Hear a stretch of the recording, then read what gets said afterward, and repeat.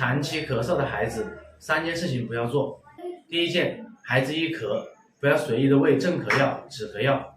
我们很多家长很焦虑、很紧张，看到孩子一咳嗽，就给孩子吃清热化痰止咳的药，就吃镇咳的药，反而导致孩子痰排不出来，卡在肺里面，导致咳嗽千言难愈，反反复复。第二点，很多家长一看到孩子生病就感觉小朋友体质比较虚弱，就给小朋友吃有营养的，其实这是不正确的。长期反复咳嗽的孩子，大部分是脾胃比较虚弱，体质比较差。脾胃虚弱的小朋友吃了就化不掉，就容易生痰。一定要吃那种小米粥，吃点粥来固养脾胃，这样子疾病才好得快。第三种，小朋友咳嗽不要随意吃小偏方。很多家长看到孩子一咳嗽，就会去网上搜吃什么梨子水、蜂蜜水。其实这种冰糖雪梨对那种燥咳啊，或者是那种老年性咳嗽、秋天燥咳比较好。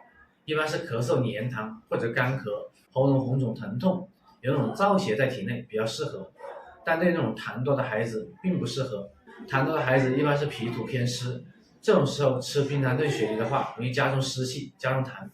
如果孩子反复咳嗽，大家还是要找专业的中医师辨证论治，及时治疗。